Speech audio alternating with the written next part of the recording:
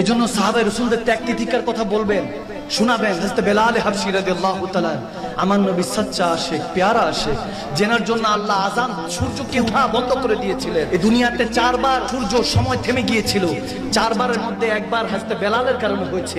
প্রথমবার নবীকে সুবহানাল্লাযী আসরা বিআবদিহি যখন দাওয়াত দিয়ে আওয়াদানা কাবা কাউসাইনে আমার প্যারা আল্লাহ প্যারা নবীকে নিয়ে গিয়েছেন, তখন সময় থেমে গিয়েছিল।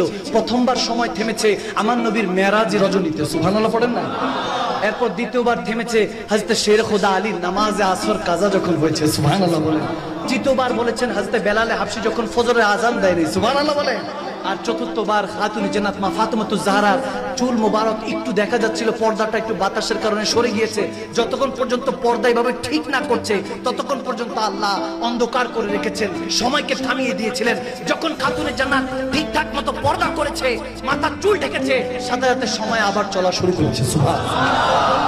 হিজরতের রাত আমার নবী হঠাৎ করে বলতেছেন, বেলাল মক্কা থেকে চলে যেতে হবে, 16 জন সাহাবা আছে, তোমাকে ইমাম নিযুক্ত করলাম, সিপাহ সালার নিযুক্ত করলাম, মদিনায় যাও। বেলাল হাবশী বলেন, ইয়া রাসূলুল্লাহ, ইয়া হাবিবাল্লাহ, গোলাম তো হুকুমের দাস, আপনার বেলাল তো জাস্ট হুকুমের দাস, শুধু এতটুকু বলেন, হাবিব আপনি কি মদিনায় যাবেন, ইয়াসরিবে যাবেন? নবী বলেন, তুমি যাও, তুমি নেতৃত্ব দিয়ে সামনে অগ্রসর হও, তাদেরকে এই মুসলমানদেরকে নিরাপদে মদিনায় পৌঁছে দাও, আমি আবু বকর সিদ্দিককে সাথে নিয়ে আসতেছি। সুবহানাল্লাহ। যখন কামলিওয়ালা নবী আসলেন, এরকমও হাদিসে আসছে যে আমার নবী, পেয়ারা নবী, রাহমাতুল আলামিন নবী বেলালকে যখন প্রথম আসছেন তখন নতুন নতুন করে আজানের বিষয়টা আসছে যে ইয়া রাসূলুল্লাহ, ইয়া হাবিবাল্লাহ, কিভাবে আজান দিব? কি আগুন ধরাবো যাতে সবাই বুঝে এখন আজানের নামাজের সময় হচ্ছে, নাকি দফ বাজাবো? তখনকার জামানায় দফ ছিল, যেটা দিয়ে তলা আইল বাদরু আলাইনা পড়েছিলেন না নবীর ইস্তেকবালে, যে দফ বাজাবো নাকি আগুন জ্বালাবো, কি করব?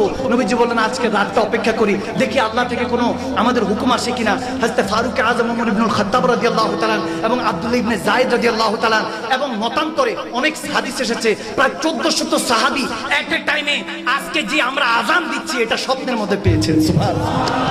এট এ টাইমে পরের দিন এসে বলতেছি, ইয়া রাসূলুল্লাহ, ইয়া হাবিবাল্লাহ, আল্লাহু আকবার, আল্লাহু আকবার, আল্লাহু আকবার, আল্লাহু আকবার, আশহাদু আল্লা ইলাহা ইল্লাল্লাহ, আশহাদু আল্লা ইলাহা ইল্লাল্লাহ, ওয়া আশহাদু আন্না মুহাম্মাদান রাসূলুল্লাহ, ওয়া আশহাদু আন্না মুহাম্মাদান রাসূলুল্লাহ।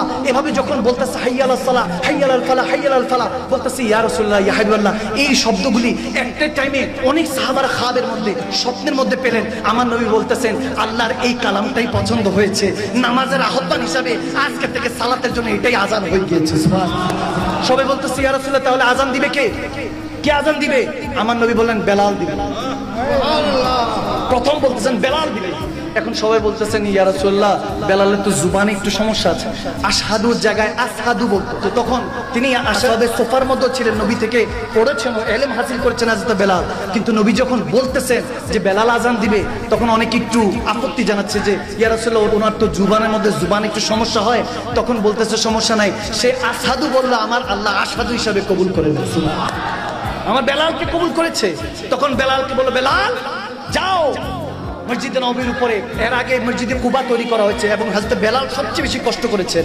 যারা মদিনায় গিয়েছেন তেনারা জানেন, মসজিদে নববীর ছাদের উপর উঠে বলে, প্রথম আজান দাও। হযরত বেলালকে সাহাবারা জিজ্ঞেস করেছে, আপনার প্রত্যেক সময় তো আজান দেন, কোন সময় ভালো লেগেছে? বলে, 2 সময় আমার আজান খুব ভালো লেগেছে। একবার হলো যখন আমার নবী আমাকে আজান দেওয়া শিখিয়েছে, তখন আমি বেলালের খুব ভালো লেগেছে। আরেকবার যখন সোয়া লক্ষ সাহাবা নিয়ে আমরা মক্কা বিজয় করেছিলাম এবং সমস্ত কাফেরদের উপর উঠে আমার নবী যখন বলেছেন, কাবার ছাদে উঠো, বেলাল আযান দে, আজকে আল্লাহ আমাদেরকে বিজয় দান করেছে, ধৈর্যের ফসল। বলো, ওই দিন আমি আশহাদু আল্লাহ আর আশহাদু আন্না মুহাম্মাদ বলে সবচেয়ে বেশি শান্তি পেয়েছি। কাফেরদের মাথা যখন ঝুঁকে গিয়েছে, আমার আল্লাহর রাসূলের শান যখন বুলন্দ হয়ে গিয়েছে। সুবহানাল্লাহ। বেলাল হাবশী কত খেদমত করলেন। শেষ কথা, যখন আমার প্রিয় নবী ইন্তেকাল করলেন, সবাই কাছে, আমার নবী তো আর নেই। মক্কা মদিনায় যখন আওয়াজ হয়ে গেল নবী নেই, তখন হযরত ওমর দৌড়ায় আসলেন, এসে বলতেছে, খবরদার, আমার নবীকে যারা ইন্তেকাল মৃত বলবে তাদের গর্দান উড়িয়ে দিব।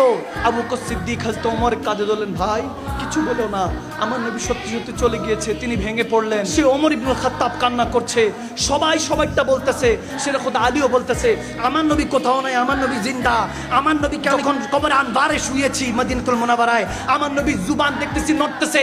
সেরকম আলী বলতেছে আমি কানটা লাগিয়ে দেখি, ইবনে মাজার মধ্যে হাদিস, কানটা লাগিয়ে দেখি আমার নবী তখনও বলতেছে রাব্বি হাবলি উম্মতি, ওই আল্লাহ মালিক আমার গুনাহগার উম্মতকে ক্ষমা করে দিও।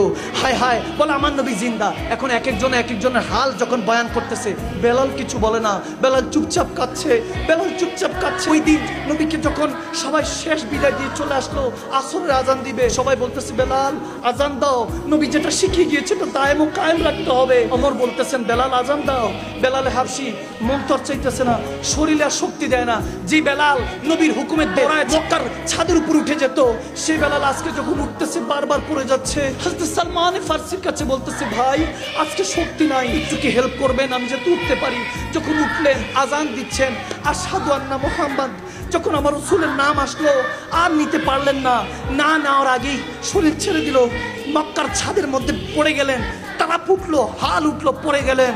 পরে যখন গেলেন সবাই ধরাধরি করে নামালো, বলে আজকে থেকে অন্য কাউকে দায়িত্ব দেন। কোনোদিন নবীর চেহারা না দেখে আজান দেই নাই, ওই চেহারা মোবারক না দেখে কেমনে আজান দেই। বেলালে হাবশি আর আজান দিলেন না। শেষ আমরা এই হাদিস মশহুর হাদিস জানি, যখন খাবের মধ্যে বেলাল দেখতে পেলেন যে আমার পেয়ারা নবী বলতেছে শাম দেশে চলে গিয়েছে, বেলাল আমার কাছে কি আসতে মন চায় না, মদিনায় কি আসতে মন চায় না, চলে এসেছিলেন। সবাই ভাবছে বেলাল যখন আসছে সবাই ভাবছে হয়তো আমার পেয়ারা নবী এসে গিয়েছেন, আমার নবীও মনে এসেছেন। যখন সবাই বলতেছে বেলাল কত বছর হয়েছে তোমার আজান শুনি না, একটু যদি আজান দিতা, আমাকে রিকোয়েস্ট করেন না, আমি পারবো না। তখন ইমামে হযরত হাসান হুসাইন কাছে আসলেন। তেনারা শাহজাদায়ে রাসূলরা যখন বলেন হযরত বেলালকে আপনি একটু আজকে আজান দেন, আজানটা শুনতে মন চাচ্ছে। তখন হযরত বেলাল হাবশি শাহজাদায়ে রাসূলদের কথা হুকুমটা ফেলতে পারলেন না। যখন আজান দিলেন এরকম অবস্থা হলো যে সবাই বলতেছেন চুপ করো। ওইদিন যখন আল্লাহু আকবার আল্লাহু আকবার বেলাল যখন ডাকতে শুরু করলেন, মক্কা মদিনার সমস্ত আশিক রাসূলরা, বিশেষ করে মক্কার আশিকরা সবাই ঘর থেকে বের হয়ে গেল। আরে বেলাল আজান দিচ্ছে, মনে হয় রাহমাতুল আলামিন চলে এসেছে, আমার নবী মনে চলে এসেছে। এখানে মধ্যে সুফিয়া কারামরা বলে হ্যাঁ ওইদিন সত্যি সত্যি হয়তো নবী চলে আসছে। যখন হযরত বেলাল আমার নবীর নাম নিচ্ছে আশহাদু আন্না মুহাম্মাদুর রাসূলুল্লাহ সাল্লাল্লাহু তাআলা সাল্লাম বলার সাথে সাথে আজরাইল আলাইহিস সালাম রূহ কবজ করে নিয়ে গেলেন। বেলাল ওখানে শেষ আজান দিয়ে যখন শাহাদাত বরণ করলেন, আমার কাছে মনে হয় ওইদিন বেলাল ইন্তেকালের আগে বলতে লাগলেন ये नाज ये अंदाज हमारे नहीं होते, अगर झोली में टुकड़े मुस्तफा तुम्हारे नहीं होते, मिलती हुजूर ना आपके दर से भी इस मंगतों की यहाँ गुजारे नहीं होते। মনে হয় ওদিন বলেছিলেন নবী না হয় এই দুনিয়ায়, না হয়েছি ফেরেশতা খোদার, হয়েছি গো নবী উম্মত আপনার, তার শুকর হাজার বার সুবহানাল্লাহ।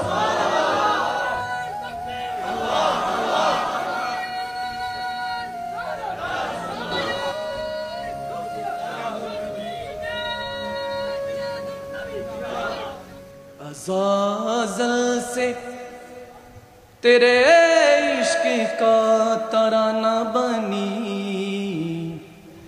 अज़ाज़ल से तेरे इश्क का तराना बनी, किसी को देखते ही रहना नमाज थी तेरी।